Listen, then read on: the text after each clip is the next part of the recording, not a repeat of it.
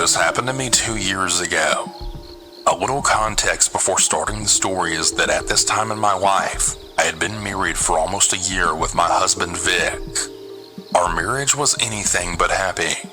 At this point, he had been beating me for months now. We were both raging alcoholics, just living off our savings and living in a house that Vic's mom owned, so we didn't have to pay any rent. We just stayed home and drank all day and slept or whatever, while we were all drunk off our butts. So since there was so much violence going on in the home, I would lock him out of the house a lot of the time. He would just kick them in. We only had the front and a side door. The side door recently got the frame fixed, so it's the only one that is actually locked. The front door was all messed up, so we used an anti-break-in door stick that goes under the handle for security, or a sense of it anyway. The story starts out on an early Sunday morning, around 11 a.m. Vic and I have been up all night from the night before, drinking and just being wild. We were sitting on the living room floor drinking beer. The TV was really loud playing music, when all of a sudden we heard someone knocking on the front door. We got scared, thinking it could be his mom looking for him or maybe the cops, because I don't really remember if we did anything crazy last night or anything. Then the knocking turns into someone trying to open the handle and push the door to try and open it. At this point, we're just like, okay, it has to be his mom. We texted her asking if it was her. She said that she was at work. Vic carefully looked through the curtains to see who it was. It was some random tall, tan and lanky, middle-aged man with brown hair. The town we lived in is super small, and we were born and raised there. We know every single person in town, and they know us. I immediately started freaking out, wondering who the hell that man was. I finally looked out the curtain to try and get a picture of him and to see him myself. I was so scared, but as soon as I looked out, he started walking down the porch steps. I told Vic to run and to make sure that he doesn't try to kick in the side door. The guy was nowhere in the front to be seen. I started going around all the windows on every side of the house searching for him. There's no way he got away that fast. I went towards the back of the house in the kitchen and looked out the window. I saw him walking through our backyard and across the alley. The worst part being that Vic's mom's house is across the alley. She wasn't home and she always leaves her garage door open, which leads to a sliding door to get into her home. I was totally freaking out because our son was over at her house with Vic's frail stepdad and teenage sister. We called her and we told her to tell Vic's stepdad to make sure to lock the door. She said that no one could see anyone suspicious, but that the garage was closed now. About 30 minutes passed. I couldn't relax. I was terrified. Why was that man trying to get into our house? My car was out in the driveway, so surely he must have assumed someone was home. Not to mention the loud TV you could probably hear from outside too. I told Vic I wanted to go for a drive to see if we could locate the man and call him into the police as a suspicious person. But I was just scared that he might be watching the house from somewhere, and what if he got in somehow if we left? We left Vic's phone on a FaceTime to call me in the living room to hear if any sounds were made while we were out. We drove around a couple of blocks, then we saw him. He was walking around trying people's door handles. I was terrified. I followed him down one street. He panicked once he saw that I watched him try at least 3 different houses. I was just so in shock. I was drunk and with my husband, who I'm not supposed to legally be with, and driving. I was really scared to call 911. Then the guy ran back to our street, but was still a couple of blocks away from our house. I just followed behind him slowly to not lose him. We saw him go to some old man's house we know, since we walk by his house a lot. We know his adult son is usually there, but that day his truck wasn't in the driveway, just the old man's red Dodge Ram. The random man walked right into the old man's home after seeing it was unlocked and that we were still following him. My heart dropped. What if he did something to the old man? He could rob him, kill him, anything. I told Vic to go knock on the door to get the old man's attention. I parked a house away, and Vic ran up to the old man's door, immediately knocking frantically. I saw the random man and the old man come out of the house. They all stood outside on the porch talking for about 5 minutes. I saw the old man making a call, and the random man was too. I just watched nervously. After about 10 minutes, I saw the random guy just walking away from the house, allegedly still on his phone. As soon as he was a house away from where I was parked, Vic came to the car. I asked him what was going on and if the old man knew the random man. He said the old man was extremely confused as to why the random man was in his home. He had never seen him before either. Once Vic explained to him why he came to warn him of the guy entering his house, the old man was going to call the police. But the random man's excuse was that he's not from the area but was doing a job around here, and that he broke down in his company truck. So the reason he was going around trying to go into houses was because he was looking for his friend's house that he worked with, who said that his house would be open, but that he just didn't know which house it was. But of course, that just sounds extremely ridiculous and false.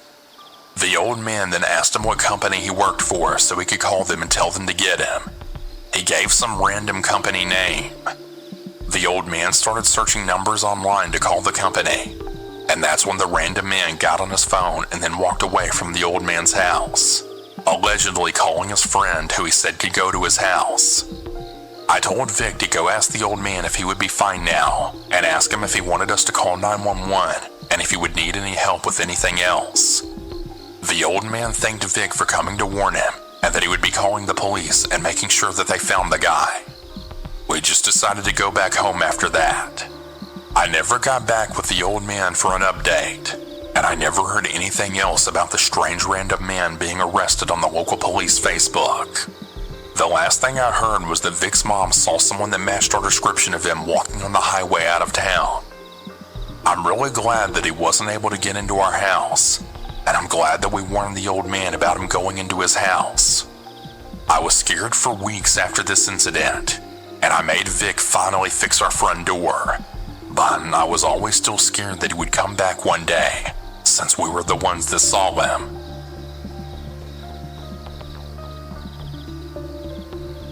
Back in 2019, I was talking to a guy that I had just met through an old job.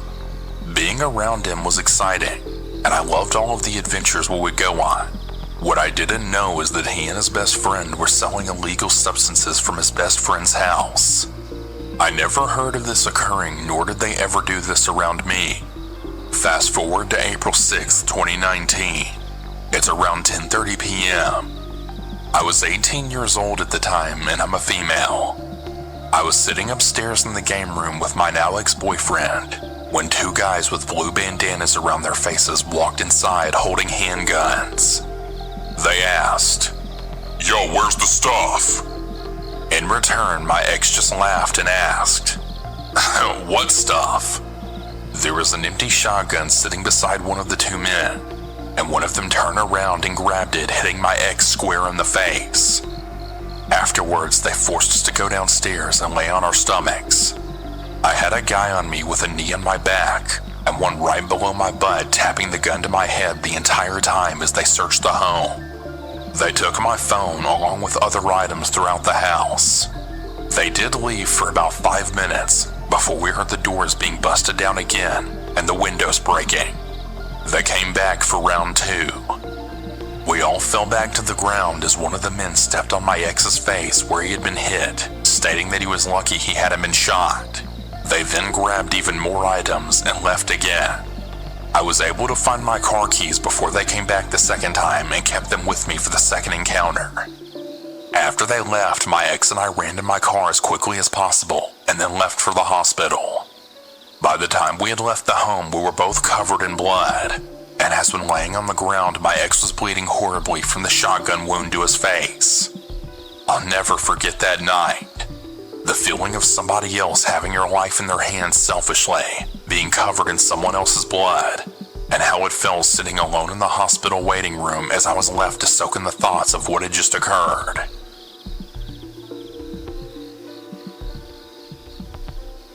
This happened back in 2017.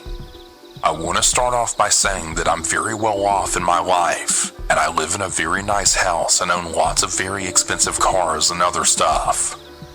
I used to be very active on social media, including YouTube, and I posted a lot of photos and videos of things, showing them off.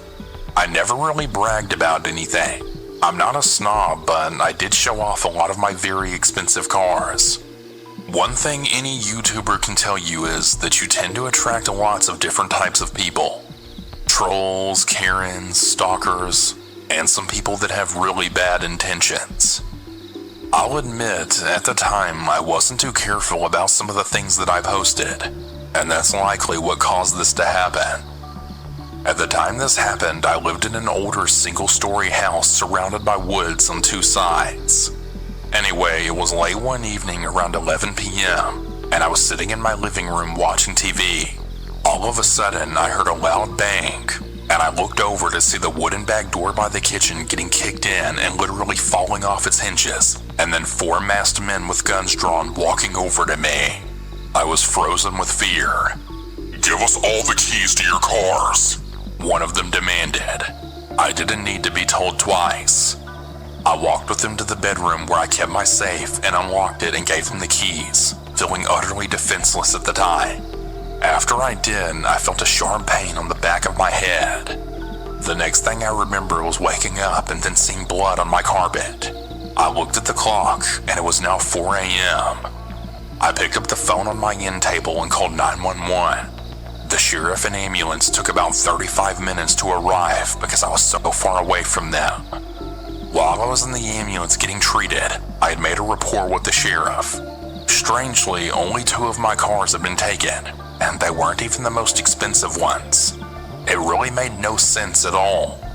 The sheriff said that they might come back some other time, so they would have a deputy watch my house while I was in the hospital. I ended up spending a full day in the hospital with a concussion. One of the men had hit me in the back of the head with their gun, it seems. Later that week, I had a whole new security system installed in my house and a security gate put at the end of my driveway. After that, I was a lot more careful about what I posted online. And a couple of years later, I pretty much stopped using social media completely for many other various reasons. I've also since moved from that house. So for any social media influencers out there, just be careful of what you post online. Things travel like wildfire, and you never know who's watching.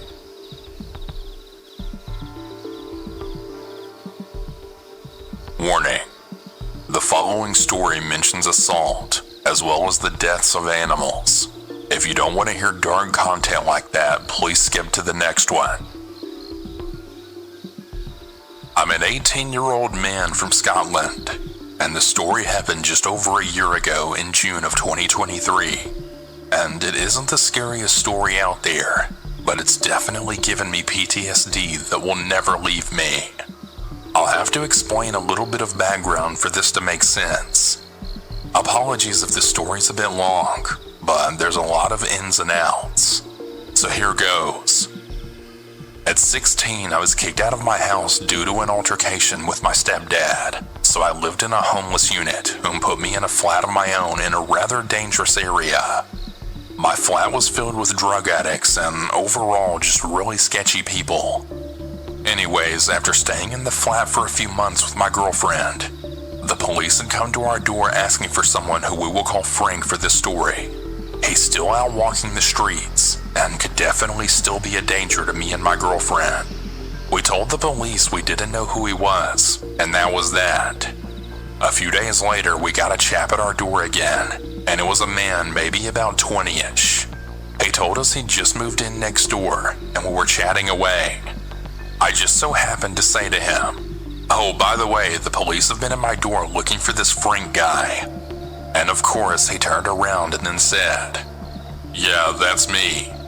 My blood ran cold, but we just kind of laughed it off. A month or 2 goes by and we've spoken to him a few times. We can clearly see that he's not someone we want to be around, as he's had the police at his door.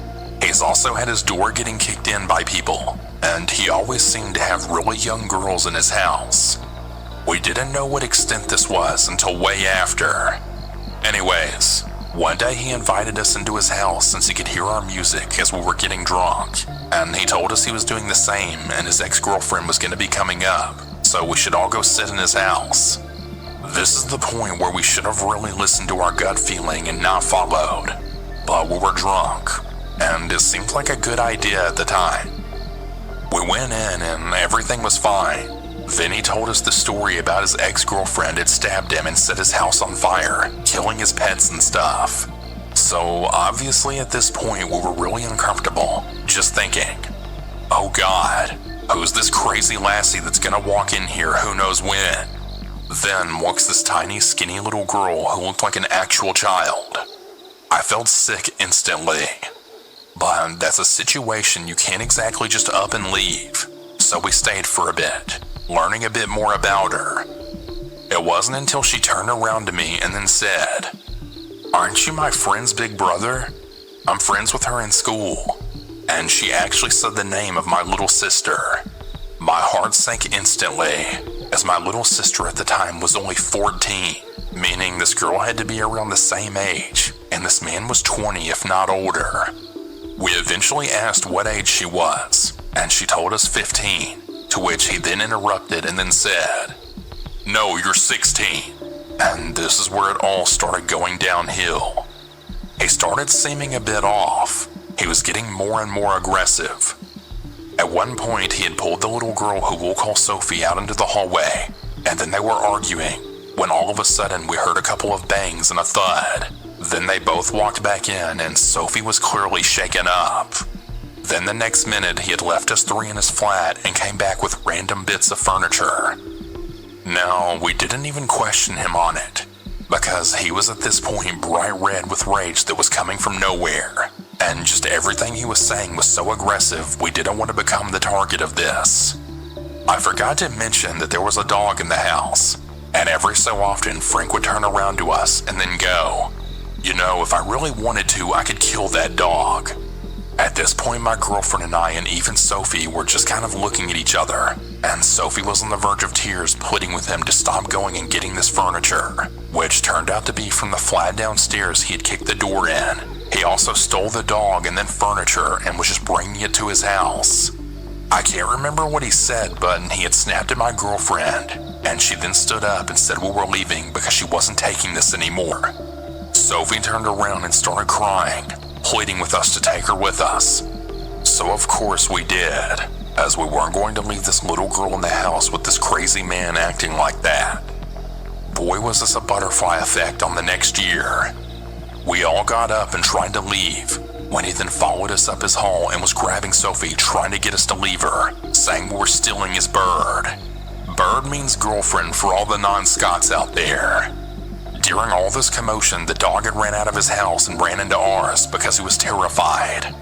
So obviously I decided to keep the dog for the night, as it wasn't even his dog. Anyway, I'll cut that part short, as there's still so much more. But at the end of that night, we had to take Sophie home on a train, and he literally followed us right to our doorstep.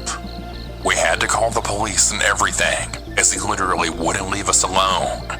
Then not even a week later, my girlfriend and I are getting drunk, because what else can you do when your life is that damn stressful? That's when we started hearing banging from outside. We look through the peephole, and there's drawers and TVs and things being flung about our landing. Then we look out our window, and there's the same crab being flung out the window into the car park. This goes on for about 20 minutes, and then it just goes silent. So we kind of just forget about it and just continue getting drunk. A little while later, we hear a door banging open and shut, and then crying and shouting. So we go look through the peephole again, and it's Sophie. She's bleeding from her legs. She's red everywhere, like early bruising. Her bra is halfway out her top, and she only has one shoe on. Then this big man appears who I've seen before, and I know that he stays down below us. He looked like he was on drugs. His pupils were like saucers, and his jaw was swinging. He had no shirt on and was at least in his late 20s. He was grabbing onto Sophie and trying to get her to go back with him. So we flung the door open, and as soon as she saw us, she ran over to my girlfriend and then grabbed onto her, hugging her and sobbing. When I looked at her, she looked at me, and she was mouthing "help me" to me. This man then told us that he was Frank's friend, and that he was looking after her because she had nowhere to stay, which clearly wasn't the case. So we kind of just went back and forward with him, saying that she was going to come home with us, and that was that. That's when Sophie then ran into my house and then collapsed right in my hallway, having a panic attack, which is when he tried to come into my house. Now, I weigh about 130 pounds and I'm only like 5'3".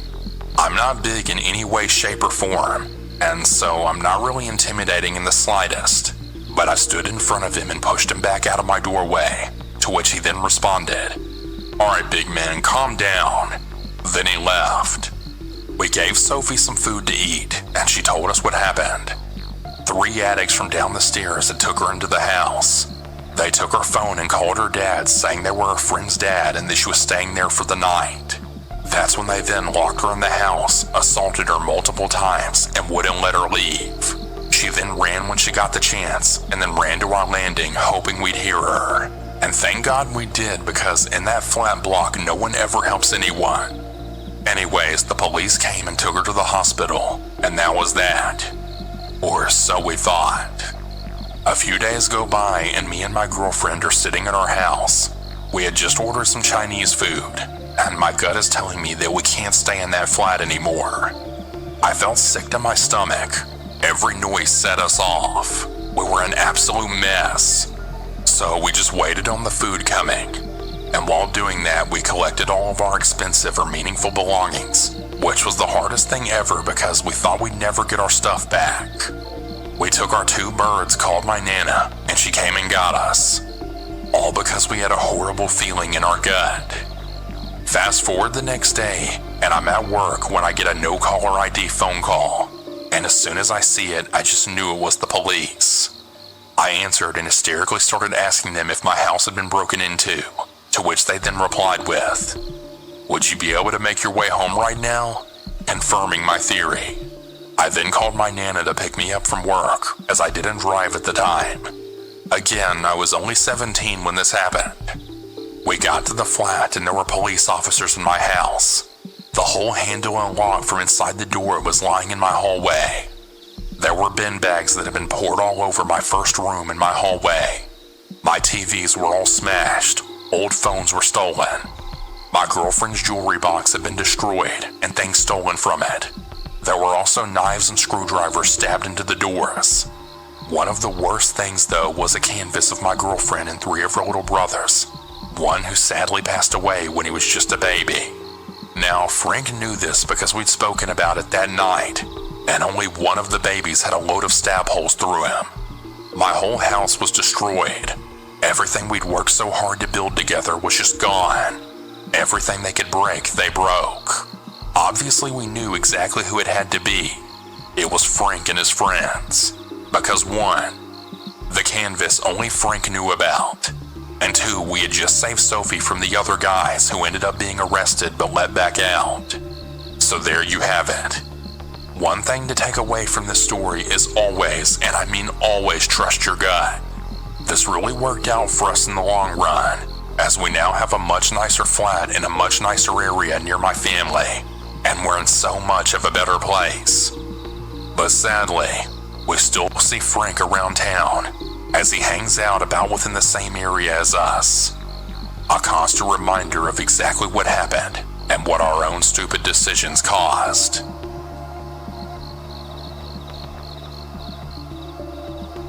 So about 12 years ago, I was 9 years old, and I was home alone with my 12-year-old brother. We were supposed to go at my aunt's house to have lunch and wait for my mother there. We always did that because we were too young to stay home alone, according to my mom. We got up at 10:30 a.m., I took a shower, and then my brother. After that, we were both in the bathroom just brushing our teeth and finishing up, when we heard someone knocking on our door. Since every time someone knocked on our door, they turned out to be a salesman or Jehovah's Witness, we kind of just waited for them to go away. After a couple of minutes, I went to see if they were still outside through the window, but no one was there. What a relief. We continued getting ready when we saw a shadow go by through the bathroom window, which was kind of like a small square made with that kind of glass that makes everything behind it really blurry. We waited and watched just in case it was a bird flying by.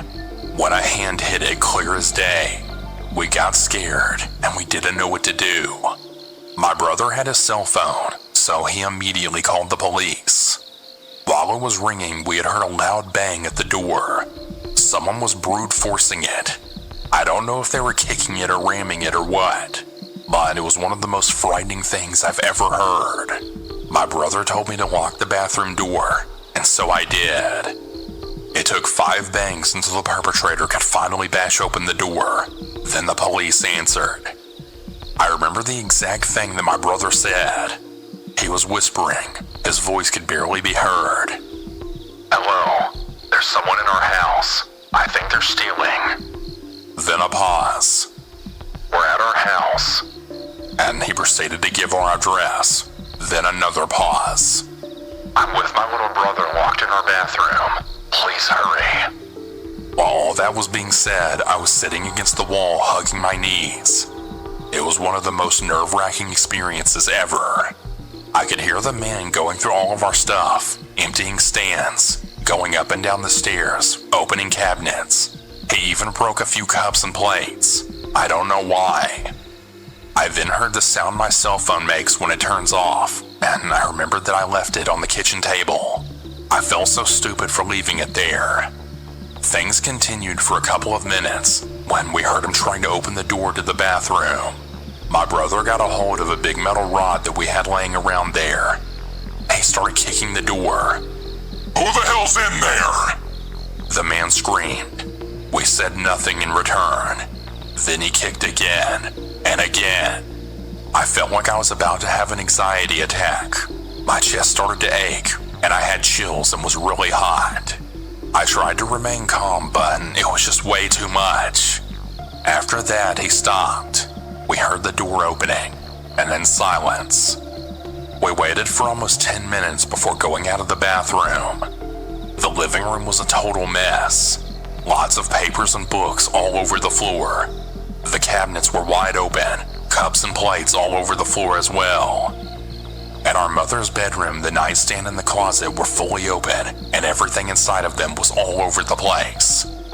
Upstairs in our room, it was the same thing.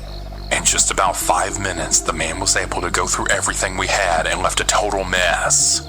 After that, my brother called my mom, and she ordered us to go to my aunt's house ASAP, so we did. When we got there, I was a little more relaxed. My aunt was waiting for us with ice cream, probably because my mom told her everything that happened, and she wanted to calm us down a bit. We went back home at about 5 p.m. My mom told her boss that she had a home emergency, so she left work early. She tidied up the house, cleaned up, and left everything the way it was before so we could be relaxed. I really appreciated her and my aunt's efforts to calm us down and do everything they could so that we didn't have to think about it. According to my mom, the police got home after she arrived at 3 p.m., 4 hours after the incident. She explained everything that happened, but because of lack of evidence, nothing could be done. The man was never caught, and honestly, I don't think they even tried to search for him. The next few days, my mom was home with us. I now tell the story as a funny anecdote. Luckily, no one was hurt, and he only took useless stuff. But at the time, I was really scared. To a 9-year-old child, an experience like that can have serious repercussions. I'm really lucky that it never came to that, and that I got over it after a couple of weeks. I do want to mention a few more details before I end this. You may be wondering why it took 4 hours for the police to get there. My house is located on the far side of the city, but most importantly, the police in my country just suck. If you ask around, chances are plenty of people that have called the police had to wait for hours. Back then, news about how long it took for them to respond were common. In fact, one of the reasons for the 2019 Chilean protests was the dislike for the police labor. Fortunately, things are now getting better and trust for the police, while still fragile, is improving. So yeah, that's my story.